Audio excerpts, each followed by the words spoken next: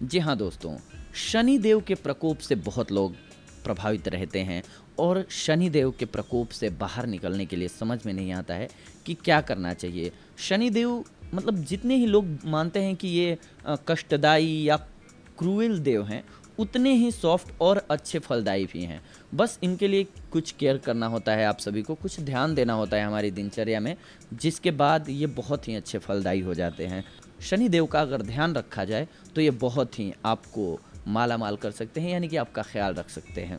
खाली पेट आप नाश्ते से पहले काली मिर्च बतासे के साथ अगर खाते हैं तो शनि देव का जो प्रभाव है वो आप पर अच्छा हो जाता है दोस्तों।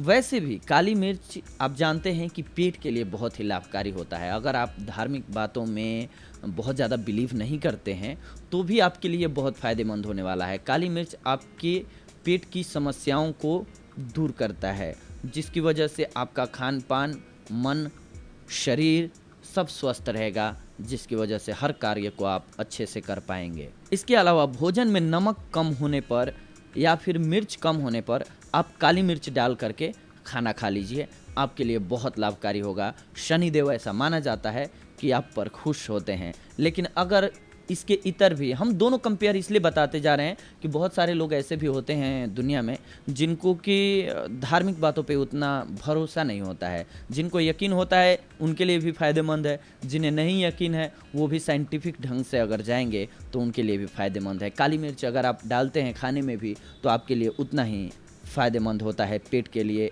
भोजन सुपाच्य हो जाता है, अच्छे ढंग से डाइजेस्ट हो जाता है, जिसकी वजह से आपकी बॉडी में पूर्ण फायदे वो दे पाता है। भोजन के उपरांत अगर आप लौंग खाते हैं तो भी शनिदेव आप पर खुश होते हैं, यानी कि लौंग खाने से भी आपका डाइजेशन सिस्टम अच्छा वर्क करता है, जिसकी वजह से आप स्वस्थ रहेंगे और स्वस्थ रहेंगे तो हर काम को आप अच्छे से करेंगे और अच्छे से किया हुआ कार्य, पूर्ण मन से किया हुआ कार्य सफल होता है दोस्तों। या कहें सफल होने के चांसेस बहुत ज़्यादा बढ़ जाते हैं जब दिल से आप किसी कार्य को करते हैं, मन से करते हैं। और किसी भी प्रकार के मानसिक कष्ट हो या फिर शारीरिक कष्ट हो, जब भी कोई कष्ट आपको रहेगा फिर किसी भी कार्य को आप कीजिएगा तो आप अपना 100% नहीं दे पाइएगा। इसीलिए 100% आप सफलता की भी उम्मीद नहीं कर सकते हैं उस कंडीशन में दोस्तों। शनिवार और मंगलवार को क्रोध ना करें। जी हाँ, क्रोध वैसे तो कभी भी नहीं करना चाहिए, पर अगर इसलिए हम कह रहे हैं कि 2 दिन भी आप अगर बचाते हैं तो आपके लिए बहुत फ़ायदेमंद हो सकता है। फिर धीरे धीरे आप कंट्रोल करना सीख जाते हैं क्रोध को। अगर डे ही आप बांट लेते हैं कि चलो इस दिन मुझे क्रोध नहीं करना है, क्रोध जब भी आए मौन रहने की कोशिश करें। हालांकि ये कहना बहुत आसान है, करना बहुत मुश्किल होता है, लेकिन फिर भी अगर आपने माइंड में ठान लिया कि मुझे क्रोध नहीं करना है, क्योंकि क्रोध में किया हुआ कोई भी कार्य आप एनालाइज कीजिए अपनी लाइफ में कि क्रोध में जब भी आप डिसीजंस लेते हैं तो आपको लॉस होना स्वाभाविक सी बात है। चाहे आपको रिश्ते का लॉस हो या पैसे का लॉस हो या किसी सामान का लॉस हो, आपको लॉस ही होता है। इसीलिए जब भी क्रोध आए तो सबसे बेस्ट उपाय होता है कि आप शांत हो जाएं। उस कंडीशन में आप बोले ना और कुछ भी करें नहीं, बस शांति रखें अपने आप को, कुछ देर छोड़ दें, फिर आप खुद ब खुद डिसीजन लेने के लिए तैयार हो जाएंगे। और अगर क्रोध में आकर के कोई भी डिसीजन लेते हैं तत्कालिक तो उसका परिणाम बुरा ही होता है दोस्तों। भोजन करते समय ऑलवेज मौन रहें। इसके पीछे शनिदेव की तो हम बात कर ही रहे हैं कि देव प्रसन्न होते हैं, लेकिन इसके साथ साथ आप साइकोलॉजिकल फैक्टर पे जब आप जाते हैं दोस्तों तो क्या होता है, जब आप खाना खाते वक्त तो मौन रहेंगे तो सिंपल सी बात है कि आप किसी अदर एक्टिविटी में आपका माइंड नहीं जाएगा। और जब आपका माइंड खाने पर होगा दोस्तों तो आपकी मुंह में लार अच्छा बनेगा, स्टार्च लार जब अच्छा बनेगा तो खाना डाइजेस्ट अच्छे से होगा। वैसे क्या होता है, आप बात कर रहे हैं या टीवी देख रहे हैं या बोल रहे हैं खाना खाते वक्त तो आपका ध्यान किन्हीं और बातों पर होता है, उस व्यंजन में नहीं होता है, जिसकी वजह से आपके मुंह में स्टार्च या लार, जो आप देखते होंगे कि किसी खाद्य पदार्थ को जब आप देखते हैं तो आपके मुंह में पानी भर आता है और वो बहुत ज़रूरी होता है उस खाने को पचाने के लिए सही ढंग से, नहीं तो फिर वो धुएं वाली डकार और फिर अपच होना, ये सारी समस्याएं आती हैं। क्यों? क्योंकि आप खाने पर फोकस करके नहीं खाते हैं। इसी वजह से खाना खाते वक्त कोशिश करनी चाहिए कि आप मौन रहें। मौन रहेंगे तो आपका पूरा फोकस होगा खाने पर, जिसकी वजह से आपके मुंह में लार अच्छे से बनेगा, खाने को अच्छे से चबा करके खाएंगे तो आपके लिए वो 100% लाभकारी होगा दोस्तों। ऐसी मान्यता है कि देवता भी प्रसन्न रहते हैं इससे। प्रत्येक शनिवार को सोते समय शरीर व नाखूनों पर ऑयल मलें। आप जानते हैं कि पहले के वैद्य लोग जो होते थे दोस्तों, वो नाखून देख करके आपकी बीमारी को बता देते थे। नाखूनों से हमारे रोगों का पता चलता है, शरीर के रोगों का पता चलता है नाखूनों के कलर से।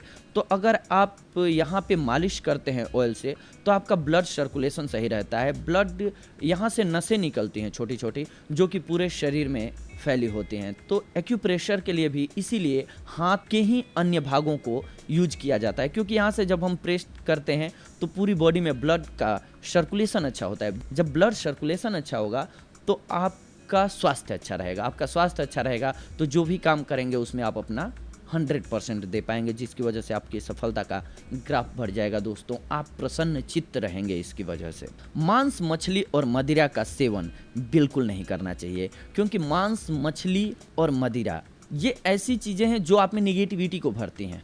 आप फॉर एग्जांपल मान लीजिए किसी जीव जंतु को काट करके खाते हैं, उससे पहले वो बहुत डरा रहता है। जब भी आप किसी जीव जंतु को काटने जाते हैं, मारने जाते हैं, हमें पता हो कि हमें अगले पल काटा जाएगा, ठीक वैसे जंतुओं को पता होता है, तो उनमें निगेटिविटी भर जाती है, निगेटिव एनर्जी भर जाती है जब हम उनको काटने वाले होते हैं। तो वो निगेटिव एनर्जी उनका ब्लड के थ्रू या उनकी एनर्जी के थ्रू हमारे शरीर में प्रवेश कर जाता है, जो कि हमें निगेटिविटी को भरता है।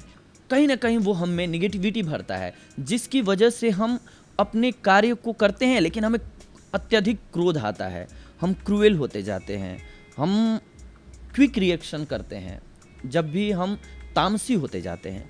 अगर शास्त्रीय लैंग्वेज में कहें हम तो तामसी होते जाते हैं। तामसी प्रवृत्ति का मतलब है कि हमारी सोचने की जो क्षमता है वो उस लेवल पे नहीं रह जाती है कि हम कूल रह पाएँ हर स्थिति में।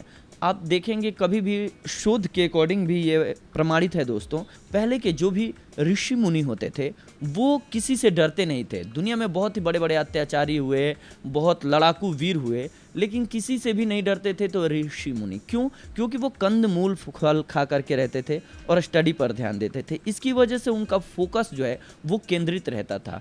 और जितने भी लोग मार काट करने वाले थे, यानी कि मदिरा मांस का सेवन करके लड़ाई करने वाले थे, उनका अंत भी हुआ है और प्लस में उनके अंदर एक डर भी रहता था, जिसकी वजह से वो लड़ाई करते थे एक दूसरे से और वहाँ अंदर से प्लान बनाते थे कैसे मारना है, नहीं करना है। ठीक वैसे ही आप देखेंगे कि मैक्सिमम नंबर्स ऑफ मर्डरर जो होते हैं दुनिया के, वो तामसी भोजन करते ही हैं। इसके बाद ही सेल्फ डिफेंस में किसी की हत्या हो जाए वो बात अलग है, लेकिन क्रूएल्टी आती है वो इन्हीं चीज़ों से आती है, तामसी भोजन से आती है। इसलिए भी तामसिक भोजन से बचना चाहिए दोस्तों।